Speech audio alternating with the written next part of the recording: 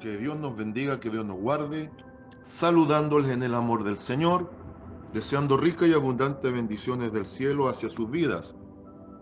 Ha llegado la hora de compartir el devocional, el pancito diario de vida que tanto bien hace a nuestras almas. El día de hoy tenemos la palabra del Señor en la primera carta de Juan, en su capítulo 2 y en su versículo 6, donde dice de la siguiente manera: el que dice que permanece en él debe andar como él anduvo. Amén. Continuamos nuestra línea de meditación respecto a cómo es nuestro proceder, cómo tiene que ser nuestro actuar, nuestro andar, nuestra relación con Dios y nuestra preparación previo al arrebatamiento de la iglesia. Si hay una voz autorizada dentro de la Escritura para transmitir esto de una manera clara, es precisamente Juan el apóstol.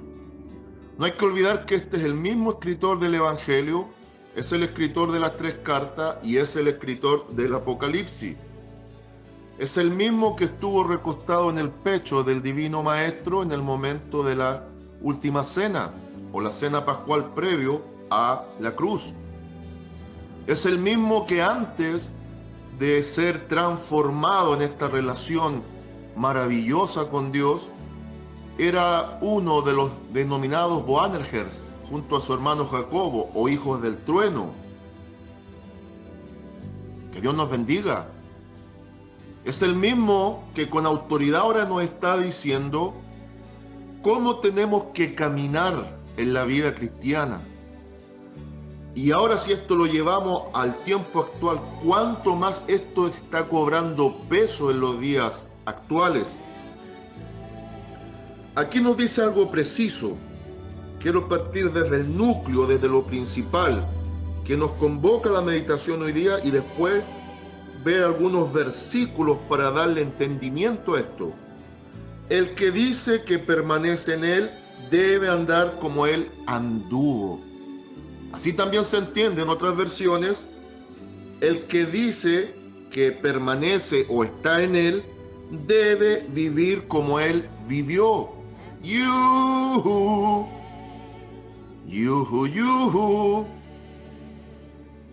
Lo escuchó, lo entendió. Amén, amén. Mire qué bueno, ya me estaba asustando. El que dice que permanece en él o está en él debe vivir como él vivió. ¿Cómo vivió el Señor Jesucristo en los días de su carne? Sería una pregunta muy buena para esta meditación. Él hizo todo en función de agradar al Padre. En el evento de San Juan 4, en la interacción con la mujer samaritana, sus discípulos van a comprar comida mientras él, sabiendo los tiempos, la sazón y las necesidades, se queda a propósito ahí para encontrarse con la mujer samaritana.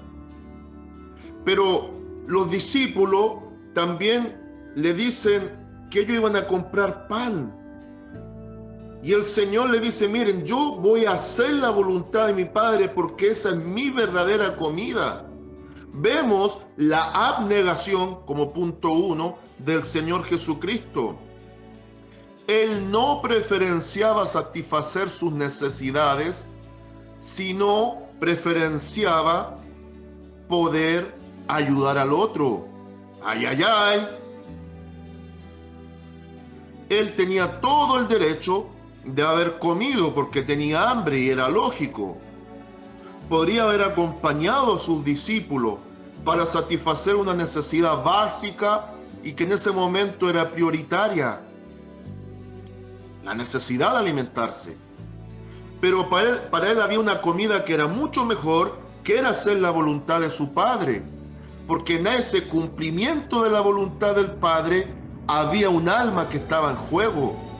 Pensemos un poco: cuando nosotros no somos abnegados ni diligentes, sino que somos negligentes y descuidados, y no vamos en pos del cumplimiento de la voluntad de Dios, quizás, y solo quizás, en un pensamiento pero enfocado a la Biblia, ¿cuántas veces Dios ha querido usarnos para llegar a una vida y por nuestra actitud negligente, descuidada, de pereza, no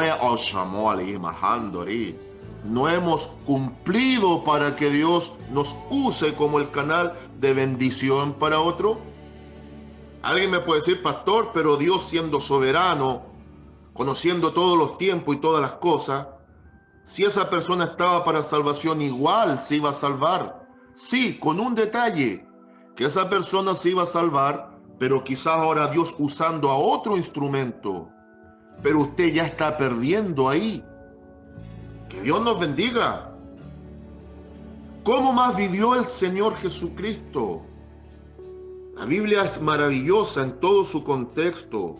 Mire, le voy a leer, por favor, aquí. Me voy a dar el tiempo de buscarlo brevemente y le voy a leer en el Evangelio según San Mateo.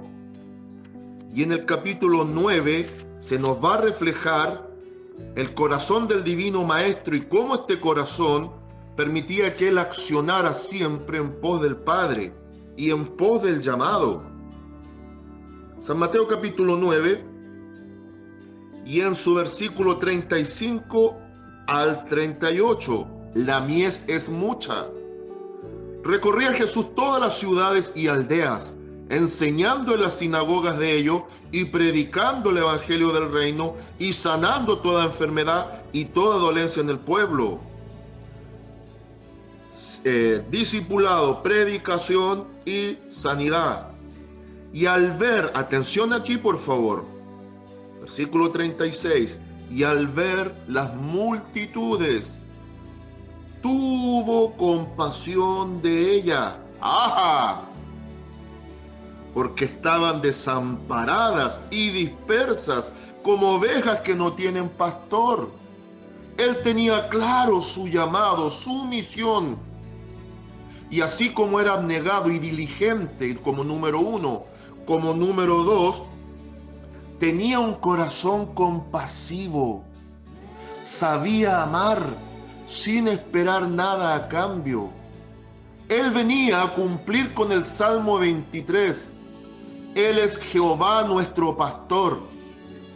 Él venía en función de representar al Padre, 100% hombre, 100% Dios, compadeciéndose de aquellas grandes multitudes de gente miserable, en situación decadente, con vidas destruidas, con necesidades imperantes. Él venía como el pan del cielo, según San Juan 6, a satisfacer la necesidad del alma humana. Por eso Él era compasivo y misericordioso. Y cuando hablamos de la palabra misericordia, se refiere desde el origen de su palabra a un corazón en miseria. Misericordia, miseria, cordi o cordia, corazón. Por lo tanto, misericordia es cuando Dios cambia nuestra miseria de corazón por el corazón de su Hijo que satisface nuestras necesidades. ¿Estamos entendiendo ya cómo vivir estos tiempos finales? Diligentemente, con abnegación, con un corazón compasivo, que se ponga en el lugar del otro. Si a mí me va a doler pincharme un pie, no voy a poner una tachuela para que otro se pinche. ¡Ay, ay, ay! Pero a veces viene el celo, el orgullo, la envidia, la vanagloria, el egoísmo, la avaricia y toda obra de la carne.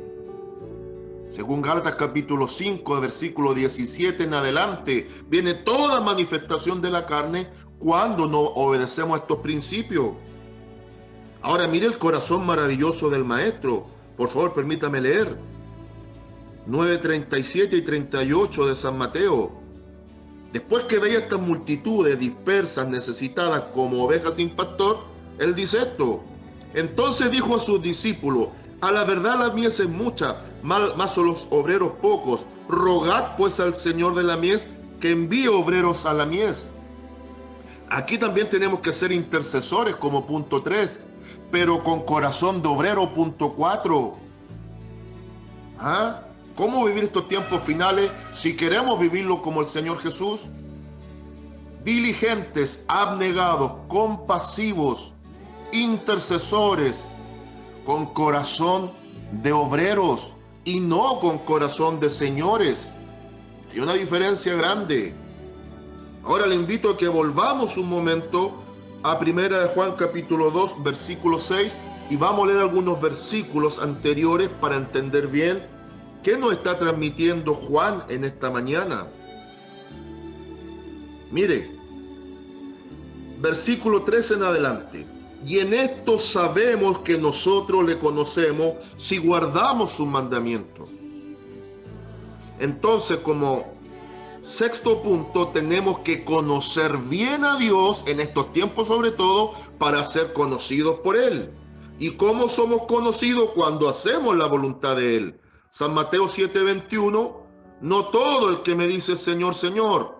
¿Quién va a entrar? El que hace la voluntad del Padre. Después, en San Mateo 7:22 dice, no los conozco. ¿A quiénes? A los que nunca obedecieron. Entonces aquí estamos ligando el conocimiento verdadero de Dios en base a la obediencia de su palabra. Por eso dice, y en esto sabemos que nosotros le conocemos si guardamos sus mandamientos. Si obedecemos a la palabra de Dios, vamos a conocer de Dios desde la experiencia. Y en esta relación somos conocidos por Dios por nuestra obediencia.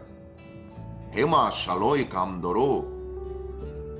El Cristo de gloria te conoce, dice el Señor. Ahora mira, ¿qué dice aquí? Versículo 4. El que dice, yo le conozco y no guarda sus mandamientos, el tal es mentiroso y la verdad no está en él. ¿Por qué a muchos Cristo le va a decir, no los conozco, apartados de mí, malditos? Porque eso es un hacedor de maldad. ¿Por qué va a decir que no los conoce? Porque estos que dijeron ser cristianos, con su mala actitud, con su desobediencia, con su rebeldía, con no obedecer a la voluntad de Dios, lo están negando con hechos, quizás no con palabras, pero sí con hechos. Señor, Señor, confirmando con palabras, pero negando con hechos porque no hacen la voluntad.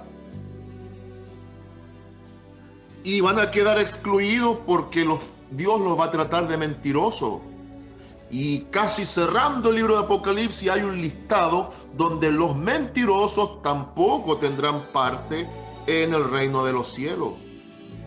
Es que yo cada tanto prefiero decir una mentirita piadosa a confrontar con una verdad dolorosa. Escúcheme bien, iglesia, las mentiritas piadosas no existen y hay que descartarlas de raíz, de cuajo, desde las congregaciones. Más vale que a uno lo apunten con el dedo, acusador de molestia, por decir una verdad dolorosa, a que nos palmeen la espalda por decir mentiritas piadosas. El apóstol Pablo, en Gálatas capítulo 1, versículo 10, dice que si él quisiese agradar a los hombres, no sería verdadero siervo de Dios. Si el siervo de Dios quiere agradar al hombre, hágalo, pero no va a ser un verdadero siervo de Dios. Va a ser un siervo de sus propios deseos engañosos y se va a estar autoengañando y detrás el diablo lo va a tener agarrado de la corbata. ¡Ay, ay, ay! Que Dios nos ayude. A veces buscando el favor del hombre, no llegamos al favor de Dios. ¿Qué más va a decir aquí? Versículo 5. Aquí está el contraste del mentiroso que no hace la voluntad, pero decía aquel que la hace, obedeciendo. Pero el que guarda su palabra, como número 7, en estos días, más que nunca, a pesar que siempre ha sido así, pero más que nunca, tenemos que poner la palabra por obra. Le repito, tenemos que poner la palabra por obra. Si digo amar, tengo que demostrarlo. Si digo que perdono, tengo que hacerlo. Si digo que no miento, paremos con las mentiras. Si digo que no robo, Comience a diezmar, comience a ofrendar, comience a entregar primicia, comience a hacer lo que Dios ha determinado. Pero sobre todo, no lo haga en función del hombre, ni el hombre lo pida al hombre en función de necesidad, sino como una manifestación de cumplimiento de la Escritura. Santiago, en su primer capítulo, nos enseña que está el oidor olvidadizo y el hacedor de la palabra. Y al oidor olvidadizo lo compara con el hombre que se miró al espejo, pero después se olvidó de su rostro. Y es así porque la Biblia es el espejo de nuestra alma. Si usted quiere ver su verdadera cara espiritual, no se mire al espejo, porque nos podemos ver afeitaditos, terneaditos y bien perfumaditos, pero a lo mejor por dentro estamos igual o peor que los fariseos, que eran sepulcros blanqueados llenos de hueso y podredumbre. El verdadero rostro espiritual se va a ir viendo en la medida que la Biblia como espejo nos muestre ese rostro y nosotros obedezcamos a lo que la Biblia nos está enseñando. Pero el que guarda su palabra en pero el que guarda su palabra en verdaderamente el amor de Dios se ha perfeccionado. Se da cuenta que estos 7 puntos que estamos involucrando, el séptimo, guardar la palabra, es decir, ponerla por obra, ser hacedores de ella, no que me entre por una oreja y me salga por la otra, sino que me entre por una oreja, me quede dando vuelta en mi cabeza, se aplique en mi vida y ponga la Escritura por obra. Eso va a provocar que seamos perfeccionados en el amor. Y es tan importante el amor que en 1 Corintios 13, en su primer versículo, se nos dice que podemos tener todo y hacer todo, pero si tenemos todo y hacemos todo sin el fundamento del amor, no somos absolutamente nada. ¡Ay, ay, ay! El amor también es el combustible en algunos aspectos para poder seguir adelante. Lo trenzamos a la fe y a la esperanza, según 1 Corintios 13:13, y nos va a dar sostenimiento. Y es más, el amor, tomando la misma palabra, es el amortiguador de los golpes en el Evangelio. A Cristo no lo sujetaron los clavos en la cruz. Bendito el nombre de mi Señor. A mi Cristo no lo sujetaron los clavos en la cruz. A mi Cristo lo sujetó el amor por nuestra alma para no bajar de la cruz. Y nos decimos cristianos, pequeños Cristo, Cristo enano. Aún nos falta mucho por aprender a amar, por aprender a perdonar. Que Dios nos bendiga y nos perfeccione en este amor. Pero este es un trabajo doble, es un trabajo mancomunado, no es un trabajo de a uno. Al igual que el matrimonio, para ser perfeccionado en el amor, ambos tienen que poner de su parte. A veces en el matrimonio hay palabras que hieren peor que un cuchillo, pero por amor hay que dejar ser. Por amor hay que perdonar y aún avanzar. Nuestra vida en el Evangelio es similar. Por amor de Cristo vamos a tener que soportar incluso lo indecible. Pero miremos la cruz nuevamente y veamos al Maestro crucificado. No fue el poder de los clavos que lo dejó ahí. A mi Maestro lo dejó el poder del amor ahí. Y ahora nos pide que nosotros vivamos su vida para testimonio de un mundo que se cae a pedazos. Hay 3 cosas que el mundo tiene que verlo en la iglesia, sino ¿dónde lo va a ver? En el Congreso, donde el hombre mentiroso está ahí. ¿Dónde lo va a ver? Bendito su nombre. La Biblia dice y es clara que en la iglesia se manifiesta la verdad y la justicia como columna y fundamento. Hay un pilar y un fundamento que están en base a la verdad y la justicia. Pero verdad y justicia sin amor no sirve. Entonces, ¿dónde el mundo va a ver un reflejo de Cristo si no en la iglesia? Y no estoy hablando del templo, estoy hablando de usted y de mi persona. Nosotros somos el verdadero templo, somos la iglesia.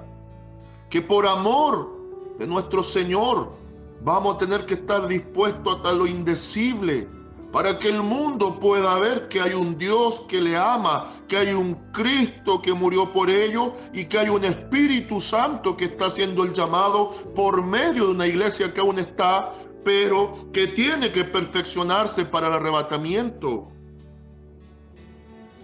Pero el que guarda su palabra, en este verdaderamente el amor de Dios se ha perfeccionado. Por esto sabemos que estamos en Él. Y como ahora estamos en Él, aquí cierro, el que dice que permanece en Él debe andar como Él anduvo. Decimos ser cristianos, vivamos como Cristo vivió, sintamos como Cristo sintió y amemos y perdonemos como Cristo amó y perdonó. La consigna, el lema para el día de hoy es el siguiente: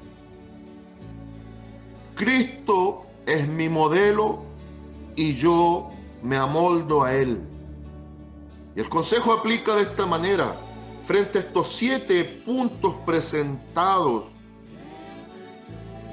nos queda solamente obedecer a lo que la palabra declara. Llega el día, amada iglesia, el día de las grandes sorpresas, donde muchos que la tienen por seguro se le va a escapar entre las manos.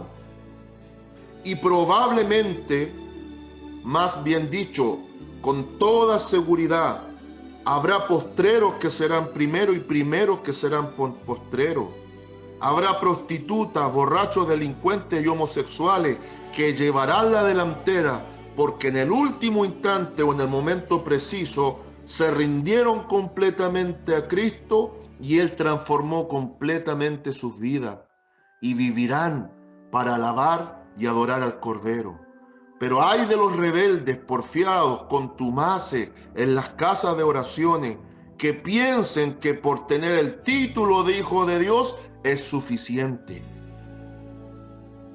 Cierro con un dicho muy chileno: que no se nos queme el pan a la puerta del horno. Que Dios nos bendiga. Son palabras de vida eterna y de bendición, palabras de amor, paz y gloria para nuestro Cristo y edificación para usted desde Longaví con amor.